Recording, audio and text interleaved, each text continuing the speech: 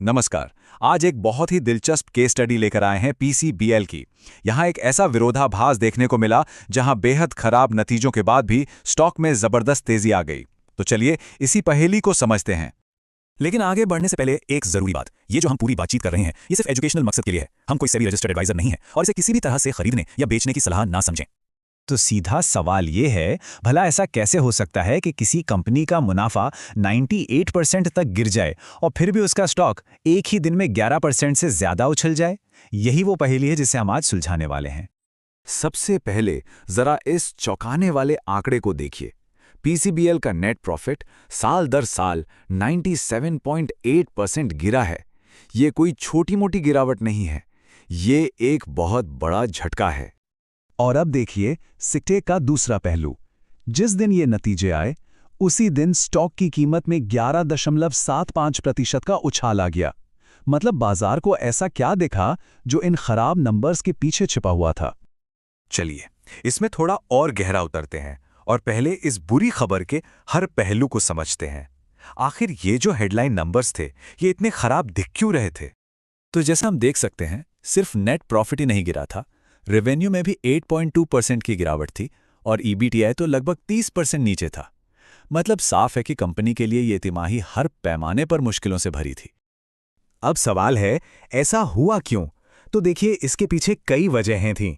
पूरी दुनिया में मंदी के चलते एक्सपोर्ट वॉल्यूम 13% गिर गया, मार्जिन पर बहुत ज्यादा दबाव था और ऊंची ब्याज दरों ने ऑपरेटिंग प्रॉफिट का एक बड़ा हिस्सा खा लिया। साथ ही कैपिटल पर रिटर्न भी गिरकर सिर्फ 9.74% पर आ गया।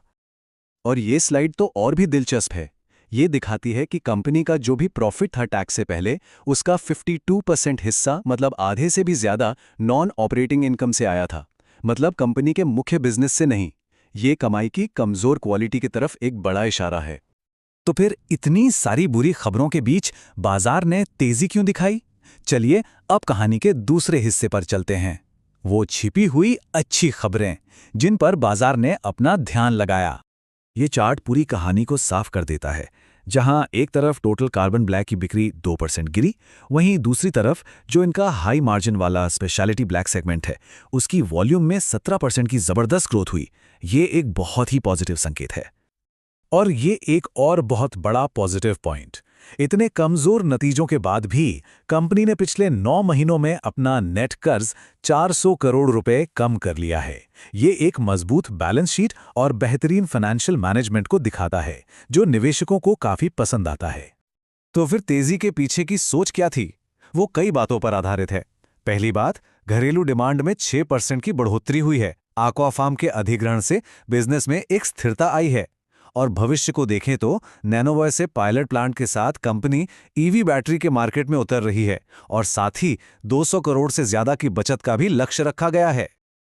अब बात करते हैं वैल्यूएशन और भविष्य के रास्ते की। निवेशक मौजूदा खराब नतीजों के बजाय कंपनी की आने वाली क्षमता को कैसे देख रहे हैं? यहां वैल्यूएशन को समझना थोड़ा सा पेचीदा है।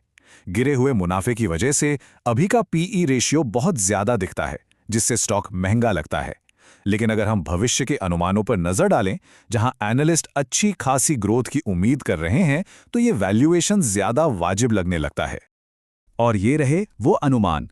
एनालिस्ट का मानना है कि अगले 3 सालों में कंपनी की कमाई 41% सालाना, रेवेन्यू 13% सालाना बढ़ेगी और रिटर्न ऑन इक्विटी भी सुधरकर 15.5% तक पहुंच जाएगी। बाजार इसी भविष्य की तस्वीर पर दांव लगा रहा है।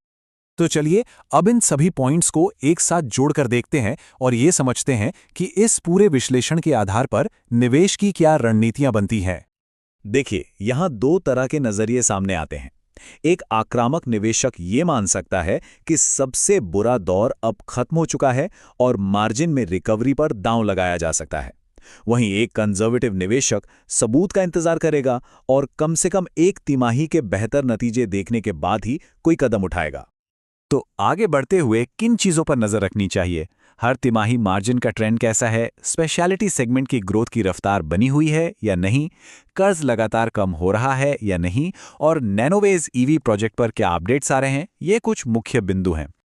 अगर इस तरह के गहरे विश्लेषण अच्छे लगते हैं तो कृपया इसे लाइक करें और हमारे चैनल को सब्सक्राइब करें। आप हमारे free WhatsApp group wish 100 crore से भी जुड़ सकते हैं, जिसका लिंक डिस्क्रिप्शन में मिल जाएगा।